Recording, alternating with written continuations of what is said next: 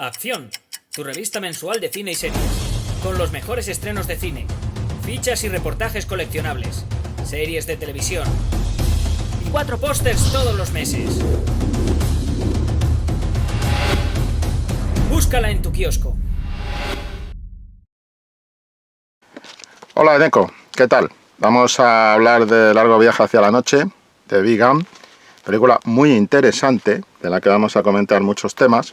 Pero antes quiero avisar que esto es un vídeo de la revista Acción en papel, revista Acción en kiosco, que podéis conseguir pues pidiéndole a la revista en el enlace que os van a dar aquí abajo, pero que también podéis conseguir en el kiosco, que es lo suyo, que son pues la gente que ha estado ahí trabajando a pico y pala durante toda la pandemia para que estuviéramos pues de alguna manera informados y entretenidos.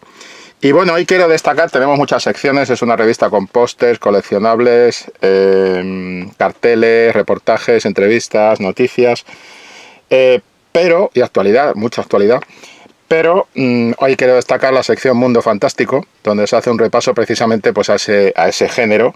Aquí tenéis un buen par de páginas de Mundo Fantástico. Y pues eso, recomendaros que le echéis un vistazo a la revista en papel, en físico, que merece la pena.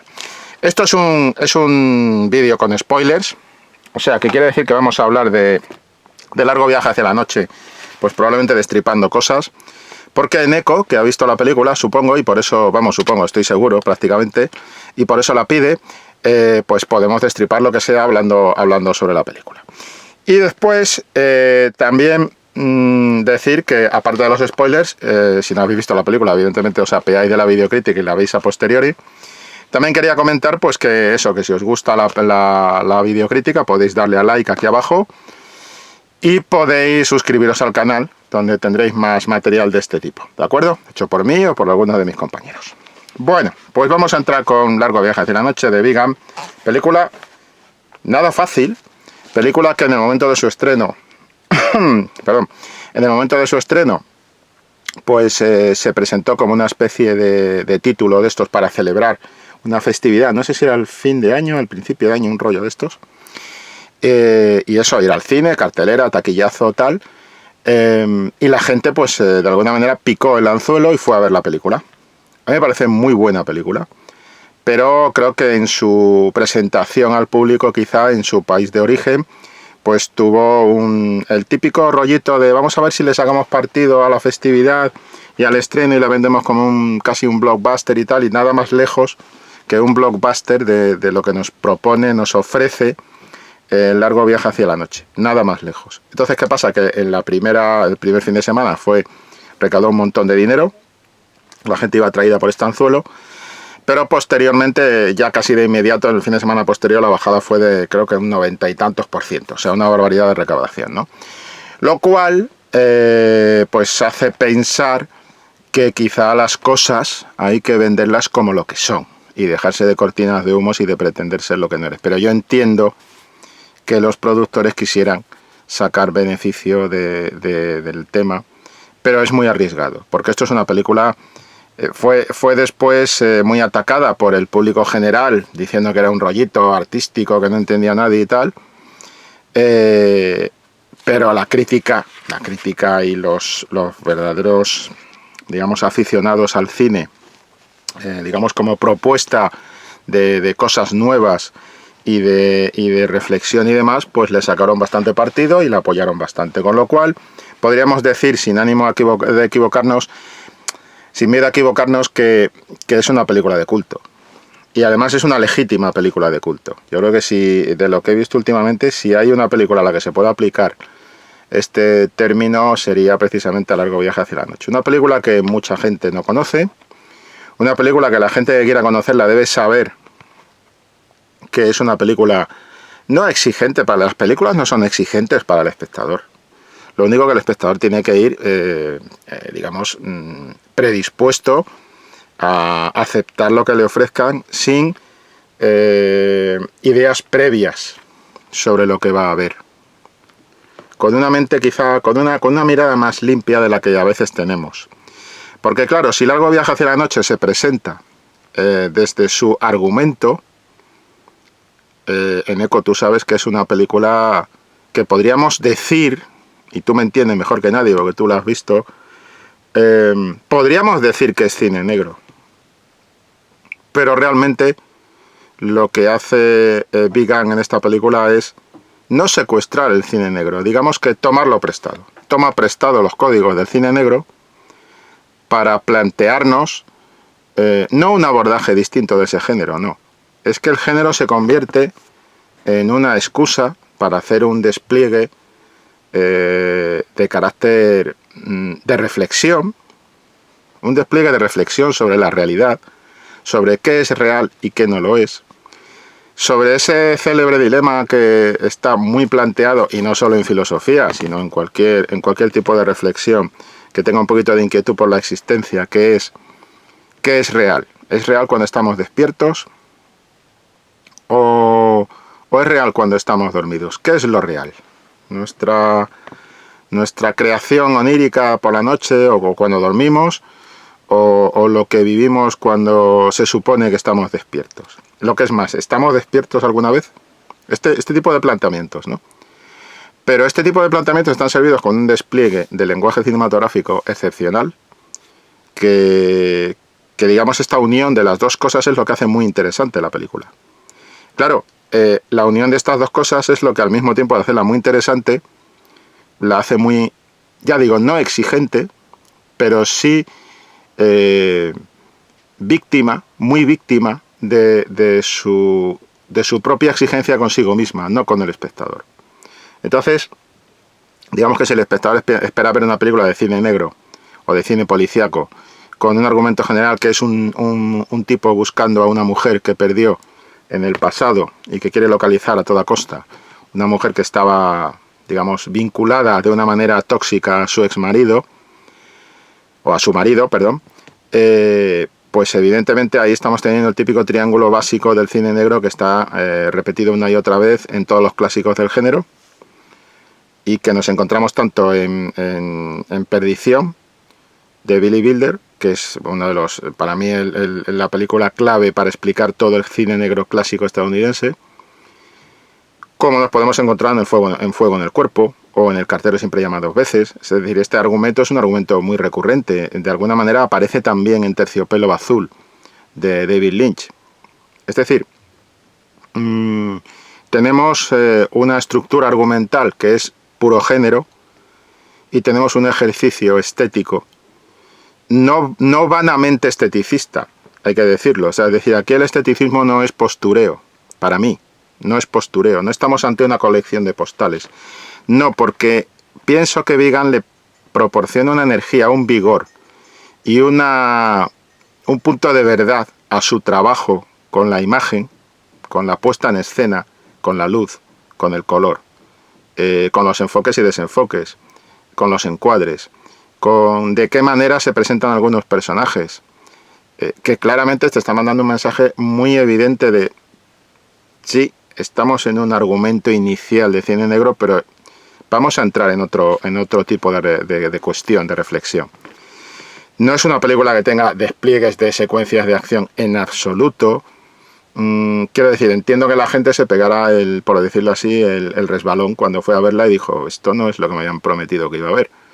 También en parte esto no es lo que yo me había creído que iba a ver, que es donde yo quiero hincar un poco el cuchillo, ¿no? Es decir, creo que el espectador en un cine que se ha ido enriqueciendo en lo que es propuesta visual, propuesta estética, reflexión también sobre qué es el propio cine, que eso también lo tenemos en esta película, con todo su carácter onírico y demás, que sí, que son cosas que pueden venir del cine negro y todo esto, pero que en el fondo aquí están tratadas de otra manera.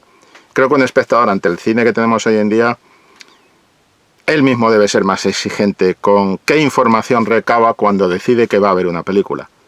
Esa es una opción. La otra opción es decir, me voy a meter a ciegas y que sea lo que tenga que ser y voy a disfrutar.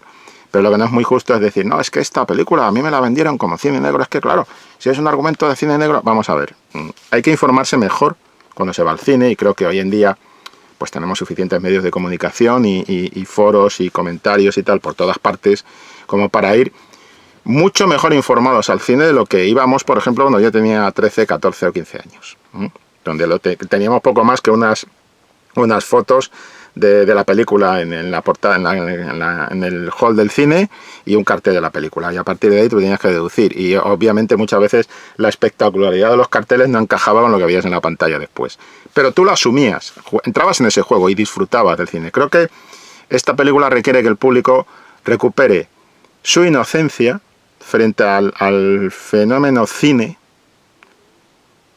y al mismo tiempo reflexione que hay que informarse mejor cuando se va al cine.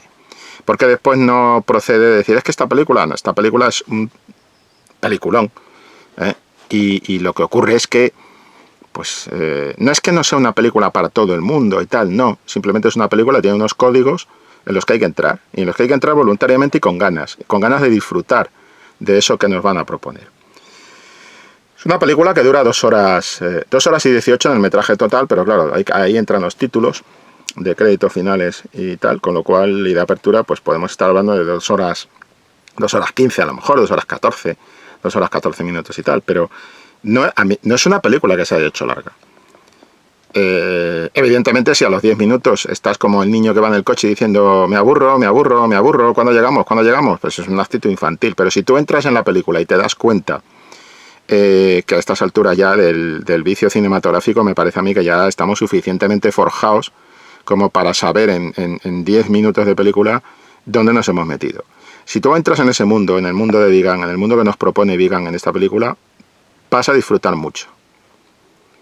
Pero si decides de partida que ese no es tu mundo y que no quieres saber nada de ello y que tú habías ido a ver otra cosa, pues entonces se va a producir un efecto rechazo, que te va a acompañar el resto de la película y no vas a querer, digamos, por decirlo así, entrar en el juego que te propone Vigan. Digo todo esto para que quede claro, ¿vale? Para que nadie se engañe y diga, vi la videocrítica y creí que era un peliculón, pero es que, hombre, eso... No vengamos después quejándonos, ¿vale? A ver, lo primero, largo viaje hacia la noche. Para mí es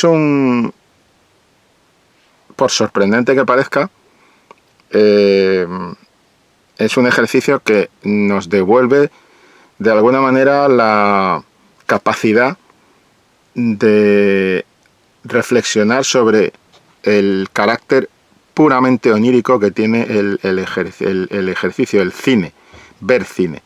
Como ver cine no es estar soñando, pero de alguna manera es entrar en un sueño, en otra realidad.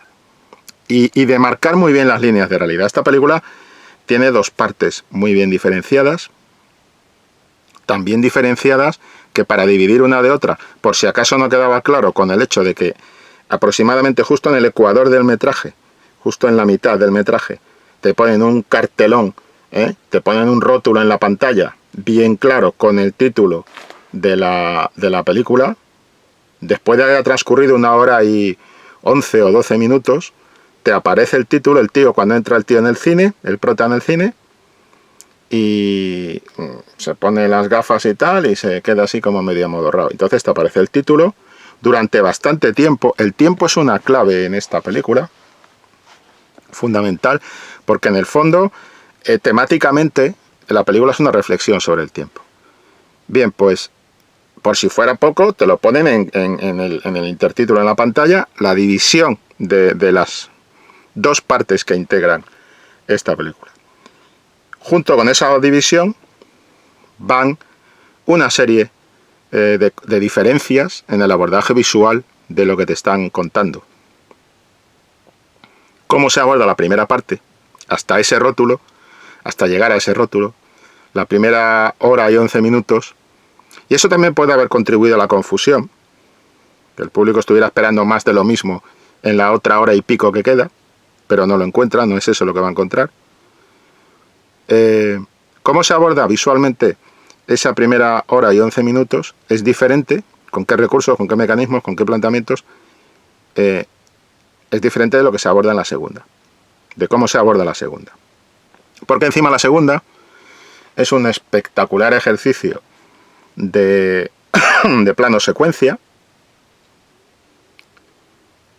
que además es...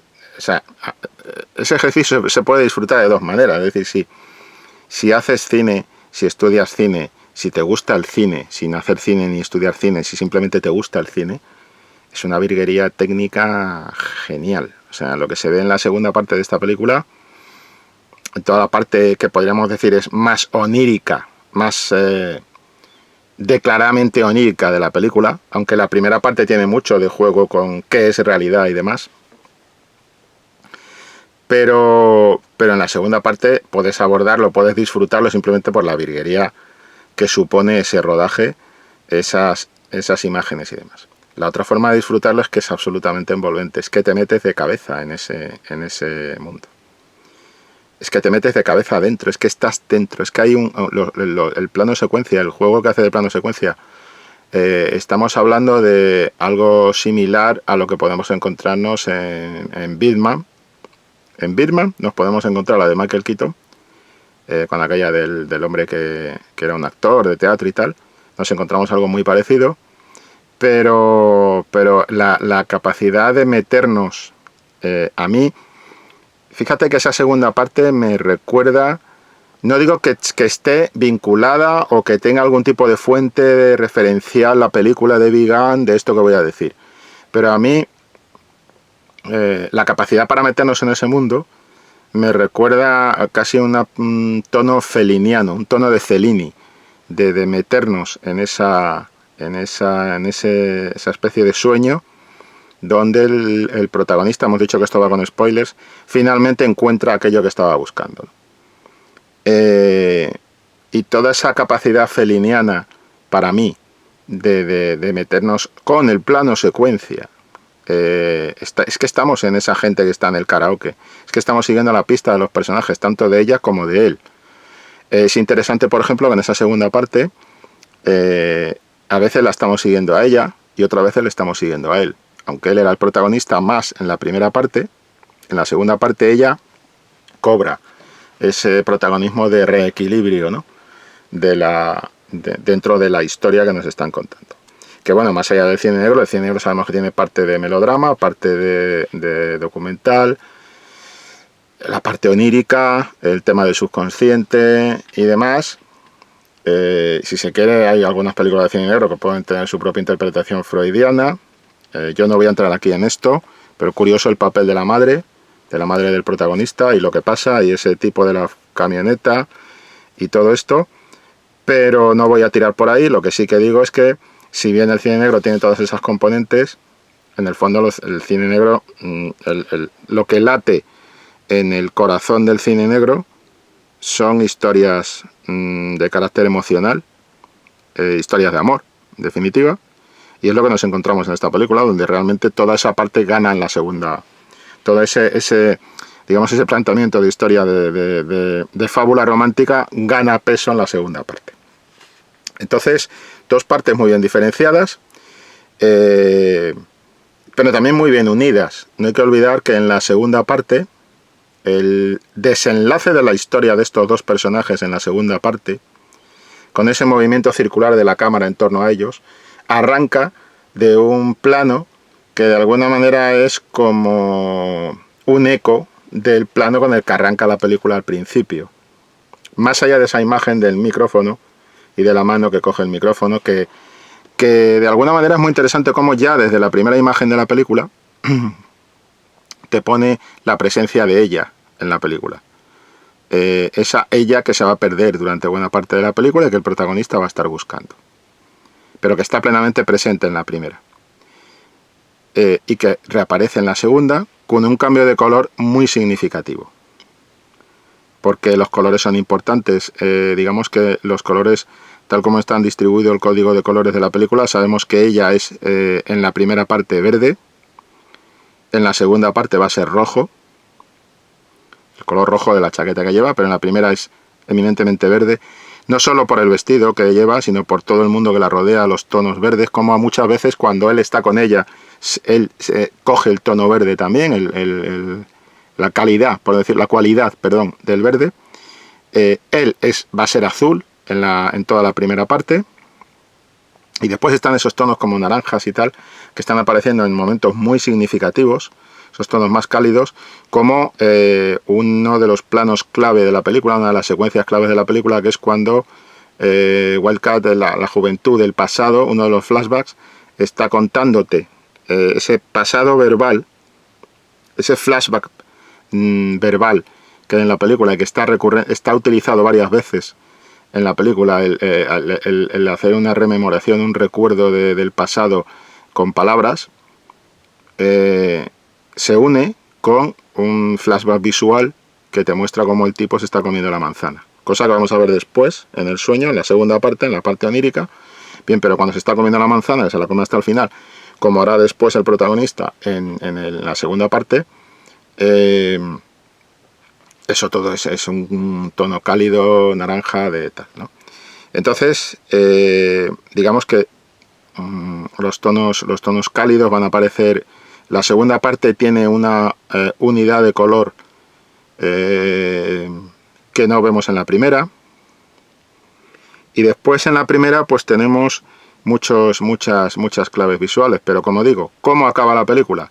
Con estos dos personajes de espaldas a la cámara, sentados en este edificio que se ha quemado y demás, que es es simbolismo. Toda la película está repleta de símbolos. O sea, tendríamos que hacer casi una revista o un libro sobre toda la simbología que hay suelta por la película, ¿no?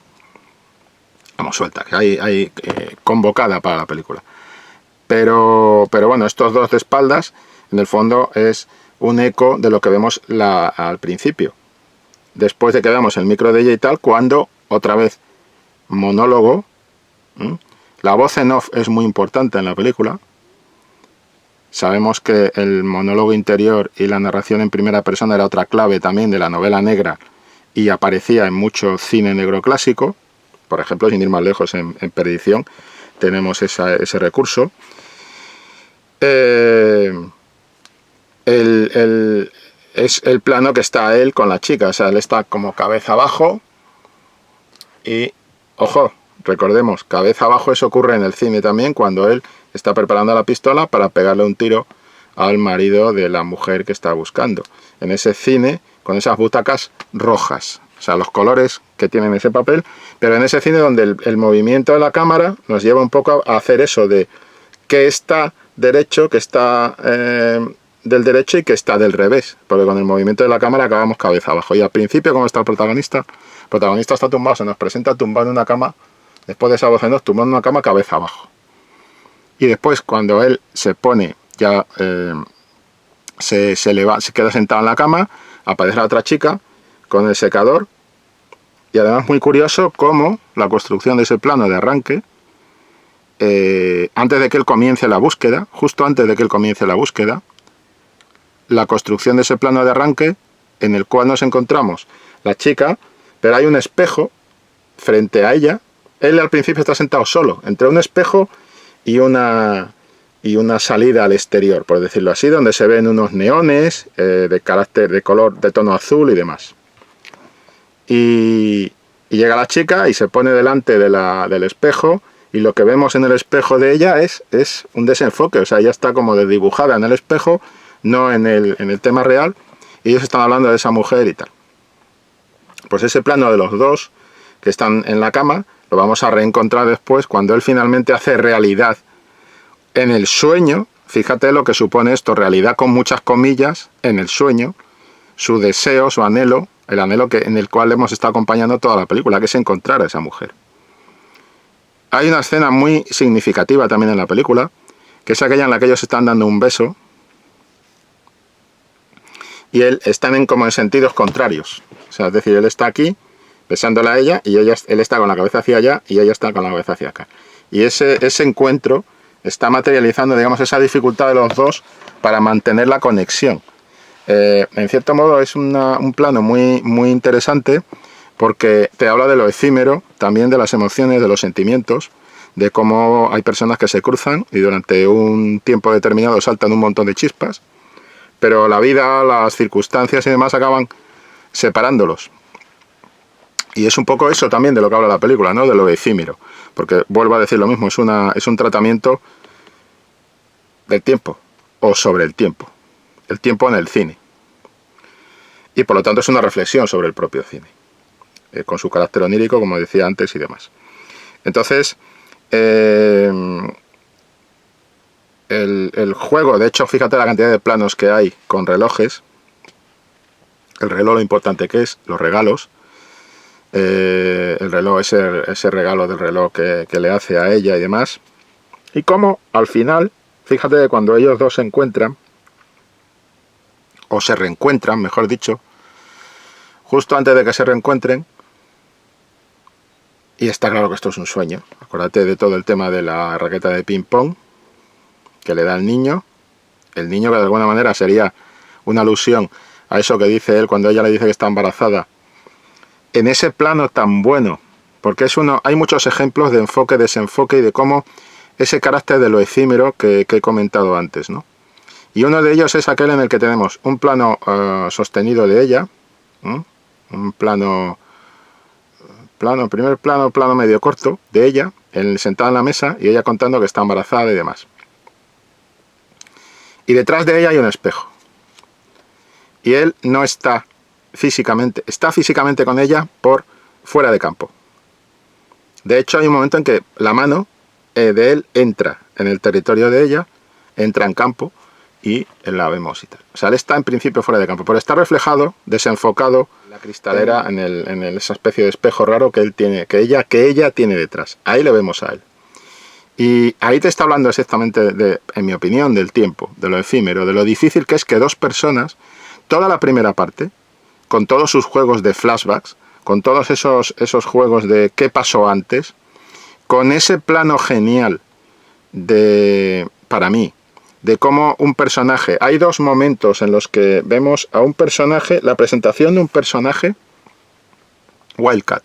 El personaje de Wildcat, cuando están hablando de Wildcat y tal, y está, estamos viendo a la mujer de espaldas, la cabeza de la mujer de espaldas, en la nuca y demás, y está tapando algo, y están hablando tal, y de repente ya se aparta, y cuando ella se aparta aparece la foto de Wildcat. Y después vamos a ver que ocurre lo mismo cuando él va a la cárcel, a preguntar a esta mujer, a esta presa, para seguir un poco la pista que le conduzca finalmente a lo que está buscando, ¿no? A dónde puede estar esta mujer que él va persiguiendo, intentando recuperarla. Y ahí vemos que otra vez está el protagonista, la nuca del protagonista, la cabeza desde atrás, tapando, y entonces cuando él se aparta es cuando aparece la presa, que de repente Miranda te suelta toda esa información y demás sobre el pasado y demás. Lo efímero. También el tema onírico, pero también las 1001 noches. La protagonista ejerce un poco de Sherezade con el dueño del hotel, al que le cuenta historias para pagar su estancia en el hotel que no puede pagar. Y entonces, digamos que para pagar esa estancia, cada noche le cuenta una historia y tal. O así lo cuenta él. El personaje este que está con el perro y tal. Uy, me vas a perdonar. ¿Puede ser alergia? Podría ser alergia. En cualquier caso, los efectos del directo, amigo. Lo que tenemos aquí es lo efímero, una vez más. En ese plano que te decía, que ella está hablando, está diciendo que está embarazada, se produce un diálogo donde él dice algo así como, bueno, si tienes un hijo, pues yo le enseñaré. Ella dice, podría ser un atleta. Está hablando del futuro, pasado, un presente que es un presente muy volátil, por todo esto que estamos diciendo de la imagen, de cómo entran y salen y tal, en plano, y un futuro. Y un futuro que no se conoce, que no va a existir, o que se conoce en calidad de sueño. Y está hablando de ese niño podría ser un atleta y tal y cual. Y entonces él le dice, bueno, yo le podría enseñar a jugar al ping pong. Cuando empieza la parte, digamos, plenamente de sueño de la película, ese plano secuencia del que hablábamos, lo primero que nos encontramos es que hay una raqueta de ping pong roja sobre una puerta que cuando se abre aparece el niño. Y aparece el niño y el niño sale con una máscara como de algún tipo de res, de lo que sea, que es un minotauro. El niño es un minotauro que le guía por el laberinto. A ver, ya se sabe que la construcción del laberinto es algo que en la narrativa policíaca propone el escritor G.K. Chesterton, que es el creador de un personaje detectivesco que es el Padre Brown, cuando habla de la necesidad de construir un laberinto, de hacer de la ciudad un laberinto para traer todos los códigos, las claves del género de aventuras, traerlas a un entorno que es familiar para el lector y para el espectador, si lo alargamos a cine, aunque Chesterton está hablando de literatura, que es la aventura, el género de aventuras. Las claves del género de aventuras hay que trasladarlas a la ciudad. Y esas claves del género de aventuras que hay que trasladar a la ciudad se trasladan a través de un laberinto. De la creación de un laberinto urbano y de un laberinto que tiene un código pues especial, por eso utiliza la noche, para cambiar la ciudad que conocemos, que nos resulta familiar, tras convertirla en un entorno exótico. Y en esa creación del laberinto está claro que está Teseo, como un personaje recurrente que podría ser el detective o el Teseo que busca algo. Teseo busca al Minotauro, y que en un momento determinado también tenemos que tener en cuenta que ahí está en las historias detectivescas la clave del hilo de Ariadna, que guía a Teseo por el laberinto. Aquí el guía es el propio Minotauro, el niño, con el cual el protagonista juega una partida de ping-pong. Ese niño le da esa chisma de tenis, esa paleta de tenis, esa raqueta de ping-pong, perdón, no de tenis, de ping-pong. Y el hombre con esta raqueta es un poco con lo que cuando llegue al otro lado de esa especie de tirolina gigante, donde el tiempo se prolonga como en cada plano, los planos están muy prolongados, le dice a la chica que van a salir de allí volando. Y lo que hace es poner la raqueta en una superficie y darle vueltas. Que por cierto, ese es uno de los juguetes del precine. Por eso digo que aquí se está reflexionando mucho sobre el cine. Es este tipo de juguete del precine, del prólogo al cine, donde tienes un dibujo por una cara y otro dibujo por otra. En este caso el dibujo de un águila, me parece que era. Cuando él le da la vuelta, se activa digamos, por el tema de la persistencia retiniana, que es la base en lo que se basa la imagen en movimiento, pues vamos a ver moverse ese bicho, ¿no? Esa águila o lo que sea. Y así ellos volando van a bajar abajo, lo cual permite un plano aéreo bastante genial, que nos pone como un mapa de por dónde se va a mover la parte final de la película. Bien, pues toda esa parte onírica, todo esto. El niño como Minotauro dentro del laberinto, guiando a su propio padre. El niño con una imagen de ese niño que iban a tener pero que no tienen. Bien, pues ahí están hablando en esa secuencia que te decía yo, bañados de tono verde. Están hablando de ese futuro que podrían tener los dos, pero que ella le dice que no pueden tener porque el marido le ha dicho que la encontrará vaya donde vaya, o sea que no va a poder escaparse de él. Ya sabemos, después está esa imagen donde está el colgado y el marido está ahí con ellos dos, cómo se va siguiendo al marido, al loco este del karaoke, que a mí me ha recordado mucho Terciopelo Azul, el personaje de Dennis Hopper en Terciopelo Azul, una película que también tiene mucha cualidad onírica, también engarzaba con el cine negro y demás. Y como al principio me gusta mucho cómo sigue al marido, está desenfocado el tipo colgado al fondo, el marido con el sombrero y tal, y está esperando para empezar a iniciar la canción con su karaoke y empieza a cantar la canción. Va al tipo este colgado, en azul, por cierto, se mueve, va siguiéndolo otra vez, es plano secuencia también, anticipando, lo vamos a tener después, ese plano secuencia que acaba siguiéndole hasta justo la mujer cuando la coge por detrás en el sillón y todo esto. Bien, pues o sea, la presentación del antagonista, por decirlo así. En esa secuencia en la que estoy insistiendo tanto, donde ella le dice que está embarazada, que el marido no la va a dejar irse y todo esto, y donde él no está físicamente en el plano, pero está, digamos, fuera de campo, finalmente están los reflejos, él está en los reflejos, pero no físicamente en el plano, finalmente él va a entrar en el plano y van a estar por fin los dos juntos en el mismo plano y demás, pero la cualidad de lo efímero, de lo fácil que tenemos algo y lo podemos perder. A mí eso es lo que me interesa mucho de la película. Esto del estornudo ha sido accidental, ¿vale? Pero me lleva a pensar que algunas relaciones son casi como un estornudo. Es decir, tienen esa cualidad efímera de ahora estoy y ahora no estoy. De eso te está hablando la película. Y eso le da un sustrato importante de reflexión a la película. ¿Cómo lo hace? Pues eso, jugando con enfoque-desenfoque, jugando con imágenes, con planos en los cuales, si te das cuenta, el protagonista muchas veces está detrás de un cristal. Hay veces que es la virguería máxima porque entra por una puerta en uno de los planos y está reflejado en un cristal que a su vez se refleja en un espejo o algo así. Es decir, todo eso está jugando a decirnos realmente la vida que vivimos, porque esa se supone que es la vida real del tío. Cuando el tío al principio se levanta de la cama esa en la que estaba con la chica del secador y decide que se va a buscar. Entonces coge su maletín, se lo piensa un momento en la puerta y se pira. Bien, se supone que eso es la realidad, cuando el tipo está ya mayor, como lo vamos a ver en toda la última parte y demás. El tema de lo efímero. ¿Por qué insistir tanto con esto de lo efímero? ¿Cómo acaba la película? ¿Cuál es el último plano de la película? El último plano de la película los dejamos a ellos con ese, después de tenerlos en ese movimiento circular, donde se dan un beso, es decir, se han reencontrado, en ese movimiento circular. La película es también sobre la memoria y sobre el poder de la memoria. El poder de la memoria para traer de vuelta una realidad del pasado, que es fundamental. No tenemos en cuenta muchas cosas que nos pasan, y por eso está muy bien esta película. No tenemos en cuenta muchas cosas que nos pasan y que son pura magia en nuestra existencia. Que las damos por hechas, las damos por sabidas, por conocidas, y a las cuales no les prestamos atención. Realmente no valoramos los instantes cotidianos de nuestra vida tanto como debiéramos.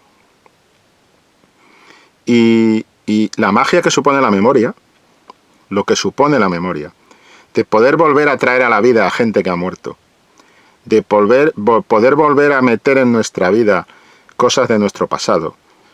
La nostalgia de partida no es buena, puede llegar a ser enfermiza, pero no estoy hablando de nostalgia, estoy hablando de memoria, estoy hablando del respeto al pasado. Y yo creo que la película juega también esa baza. Ese movimiento circular en torno a los amantes nos va a llevar otra vez con el juego del plano secuencia hasta la bengala.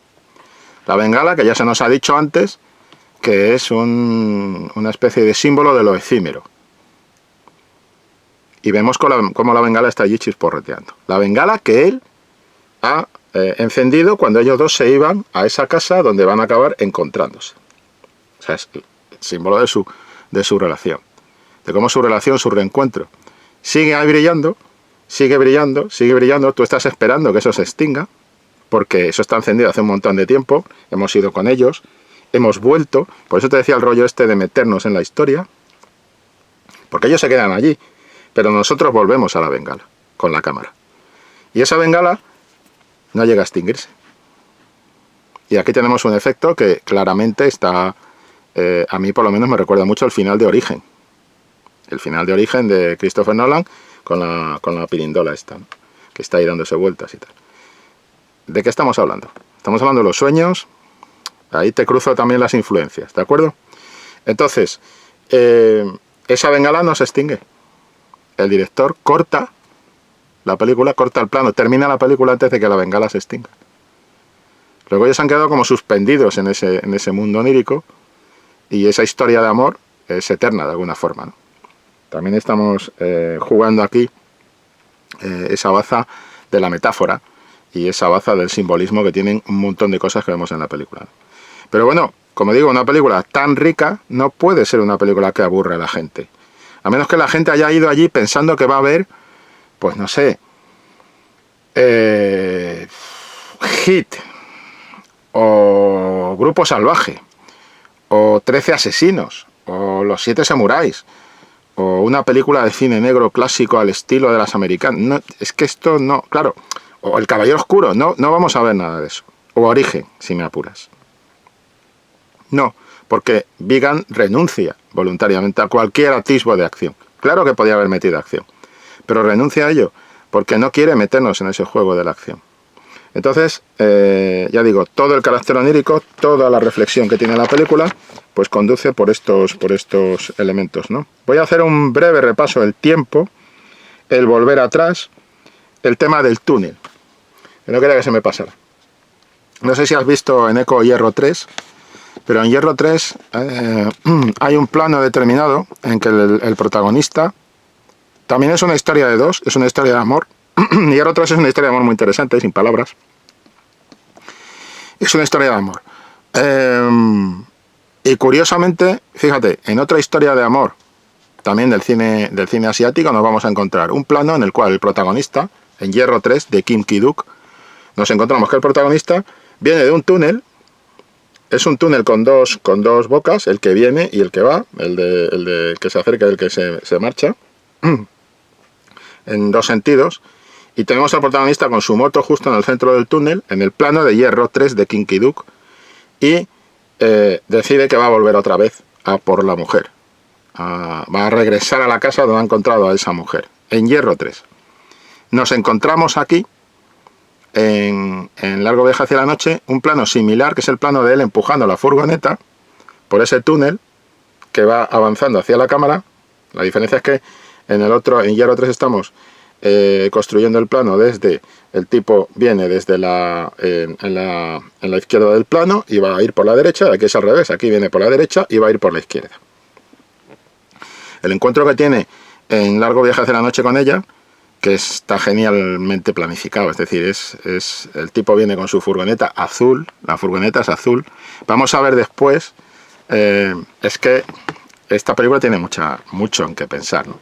Pero fíjate que cuando él va a encontrarse con ella en el túnel, en la primera parte de la película, con su vestido verde, valle y demás, él viene en la furgoneta azul, esa furgoneta azul, esa especie de semicarromato azul que viene hacia la cámara, y va a cambiar, va a entrar por la otra boca del túnel, y ahí se va a encontrar con ella. Ella va caminando fuera y van hablando, y él va dentro de la furgoneta.